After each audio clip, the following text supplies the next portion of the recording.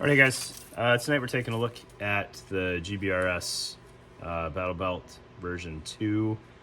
What's different on the version 3? I don't know, other than the inner belt changes. So this is the version 2 inner belt that the viewer sent me, and he also has the version 3 inner belt. So we're going to look at those. We're also going to look at their original run double pistol pouch and kind of a more recent single pistol pouch with retention. So let's get these things on the table and take a look at them.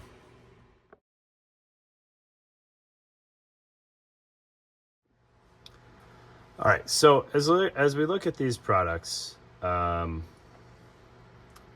can't not look at them with the understanding that there is no shortage of belts or pistol mag pouch options on the market, right? I think if these things had like been kind of the first of their kind, the video might have a slightly different flavor, right? I want to start with pistol mag pouches first, right? The viewer that sent me these, I don't know what pistol he runs them with, said that he's had these for about 20 months and uses them pretty regularly, and I would imagine that he has magazines stored in them most of the time. So he said, you know, kind of take note of how the retention has matured, I guess. And I am plenty happy with the passive retention on these Magpul Glock mags, right? I don't have any issues with how tight or how loose these are. So for that being a 20-month-old pouch, in its current condition, I like it. When it was brand new, I don't know how tight it was. There's a chance that it was crazy tight, or maybe they just kind of set it at a good point and it hasn't worn much, right? I think they're very cleanly made. I think the mounting on the back looks well done enough. Slightly open bottom, but that's kind of take it or leave it, I guess. I haven't had any issues with open bottom things getting gummed up too much, but I can definitely see where there would be climates or environments where that is a real possibility, right? Especially on something that you're probably going to run on your belt, kind of facing forward. It's a good catch, at least that front mag, for whatever you're crawling through, right? So something to be aware of, but not a showstopper. And if he hadn't said these were 20 months old, just like every elastic pouch or elastic kind of based pouch, there's the possibility of a shorter lifespan there, but these seem to be holding up just fine. So kind of very streamlined construction there with kind of a Cordura face or a laminate face, elastic sides, and everything seems to be holding up. I really like the ride height on these. I think it leaves just enough magazine exposed on these. I think these are the PMag 21s, I think. No, PMag 17, I'm sorry. PMag 17. Whew. I think it's a good amount of magazine exposed. 21s would probably also be a pretty good amount. Once you start getting into some of the big boy Sig mags, it might ride a little high in those, especially with the ride height on the pouch itself. Then you're gonna start potentially getting up into some other kit, all right? I don't know if I would have picked up on this had the gentleman that sent these to me not given me a super awesome write-up explaining his usage, but he did point out that the tail on the newer singles, and we can assume the doubles as well, is a little bit longer, which I think is a good step, because you can see kind of without having woven through a platform here, like the top is kind of always stressed just a little bit, which might help reinsertion. I can't say that it wouldn't help reinsertion, but I think a longer tail just gives you a little bit more wiggle room there, especially as you're mounting on something, you know, stiff like a battle belt, and potentially thick on some of these belts. I think having a little bit longer tail there was probably a good step in the right direction. He also pointed out that the inside is done more cleanly. All right, so there's no excess elastic hanging out on the inside of these pouches. on this original run, the edges here, I don't know how well that's going to show up, are just kind of tucked back into the pouch on both sides. Doesn't seem to be getting in the way, but I think that shows growth in the construction here. I don't know who OEMs these, because I could have sworn it was LBT. I don't know if the mag pouches come from somewhere else, and so it's kind of interesting to see that change over time. Assuming that it was LBT, like they've been in the game for a long time, so something like this, like if they realized they didn't want material on the inside of the pouch, I kind of would imagine that would have came right away, but whatever. That's no harm, no foul. Decent enough pistol mag pouches, if the price is right. I think I just checked, and I think these were $40 for the double, and then I think I looked accidentally at the double with retention, that was $45. Right, so not the most expensive pistol mag pouches out there, but definitely not a budget option. All right, getting those out of the way, let's talk about this belt. All right, so version 2 inner belt.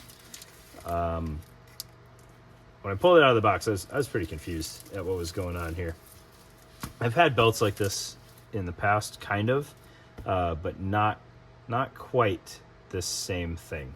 All right, so it's a two-piece inner belt, and I read the website, and then it made more sense what was going on. All right, so you've got this shroud, is what they called it. All right, and it's a Velcro or a hook canceller for your inner belt. All right, so that's what this whole big thing here is to cancel out the hook that is outward facing on the inner belt. All right, they call that the shroud. So then the true inner belt, this is inside out now here, is a very floppy single layer of webbing with outward facing hook. If you're not going to mount anything to the inner belt at any point in time, it probably works well enough. Right? It's sized by just this free running tail. In theory, you could size this down quite a bit, but you're going to lose Velcro continuity with your outer belt. These are the sizing scheme has changed throughout the version, so these are large, extra large, and then they had small, medium. So they have a fairly large size range on them. I'm right on the cusp between a small, medium, and a large, extra large. So having tried this on and messed around with it, I would have wished that I had sized down to a small, medium if this was mine, and I probably would have just barely made that work. That said, being on the small end of the sizing for this setup sucks. There's a lot of tail left over, and it just gets real bulky real quick. Obviously, the shroud is not really sized, so you just end up overlapping even more. Doesn't matter, because I would never wear this as a belt by itself, which is kind of why they pitch having this thing. I don't think that's a good idea. Keeping it just to the belt, or as a partner for the outer belt, I think it's kind of the way to go, which I guess then means that, like, this doesn't make a good uniform belt or trouser belt. You know, if you're wearing it until you need to throw on your two-piece belt, I don't think it's very well done.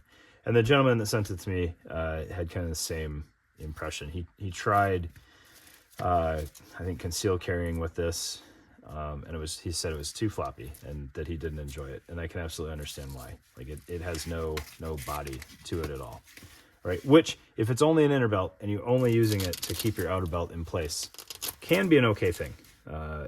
Double duty, it sucks for that, right? Version 3 of the inner belt, which I can only assume he bought because he wasn't impressed with that one, is much more streamlined. It is still hook on the outside. They used kind of the Eagle mindset on their construction, that if you were throwing the outer belt on over a wetsuit or something like that, or you didn't have an inner belt for whatever reason, maybe you had coveralls on or something like that, you don't want this destroying your garment, which makes sense. I think with an inner belt like this, you could fix that using this kind of as a shroud, or the shroud idea that they've already done before. You could do that if you had hook inward on your outer belt. Right? An extra layer, yeah, but I think it works better for most instances to have hook on the outer belt. All right. Looking at this thing, so it is a single layer of scuba webbing with this kind of low profile hook on it. It's not quite as, I don't remember it being as benign as the Eagle inner belt, but I could be wildly wrong, and it could be the exact same material there. All right. It's sized just by overlapping, and there you go. It lays pretty flush. It's fairly sturdy if you wanted to mount a pistol on here. I don't know that I would do that as my only belt, but if you wanted your pistol on here and not on your outer belt, I could see that working out fine because they kind of reinforce each other. They also mention, if you don't want the hook exposed, you can wear it inside out, which makes sense in theory, but this has some crazy memory to it. So you would absolutely want to get yourself a webbing keeper to keep this tail from doing that. All right. Would it happen? I don't know. Man alive, that's wild. All right. It's not really a fault of theirs. They've made a scuba webbing inner belt because it's rigid. I think just trying to wear that inside out to get rid of the hook being exposed, not the greatest idea. And then depending on what pants you're wearing it with, like this is going to bite into your pants fairly well. Okay, looking at the outer belt, I have never taken any time to look at these before, just because the market was so saturated already by the time these things came out. I think even the Faro Bison belt was out by that point, which I also have not had my hands on, but functionally is exactly the same as this, probably done better, knowing Faro. So it is it's a strange belt. So you've got webbing as kind of the core, but it's not a rigid scuba webbing like your old school scuba webbing belts would be. It's a much softer feeling webbing, and then it has loops sewn on top of it. So there's not really, I guess take that back. I was going to say there's not a good exposed chunk of the webbing. For some reason, I thought this was different webbing. But this is the webbing at the core of the belt, which is not a stiff webbing at all. All right. And then the loop, and then you've got the Tegris or thermoplastic outside layer that gives you all of the PALS compatibility functionality of it, right? So it's cut, with reliefs for running your pouches back out and through the pouch and then back into the Tegris. So the Tegris is doing all of the load bearing of the belt, which makes sense. It's capped with bias tape top and bottom so that you don't have exposed Tegris really anywhere except for the end here. So I like that, right? Trying to kind of protect users from what could potentially be a sharp or abrasive edge. I haven't had any problems with it on my axle belts, but I can definitely see why that concern would exist. And then it is stitched all the way through vertically, so you can't horizontally mount anything here, which I recently learned is because somebody out there has a patent on dual purpose mounting solutions. The patent is a little goofy in describing how it's done, so some folks have gotten around it, but most folks, either by happenstance or by getting told that they're breaking a patent, throw stitching all the way down, right? The individual pouch wise, I think this is plenty strong, and you're going to have good luck mounting pouches on here. I think the spacing is appropriate. However, the kind of the belt as a whole is not overly rigid. It is very bendy lengthwise, and then I threw it on. Granted, it's not the right size for me. I sized it down as appropriately as I could, and it's still not a very rigid setup. So the guy that sent it did point out he's been using the True North Concepts modular holster adapter. I can only assume it's here because that's going to where the little pocket is most blown out. So he's had it on there the whole time, he said. So it still seems in pretty good shape. I do have some concern, and this could just be from wear. A lot of loose stitches in this bias tape.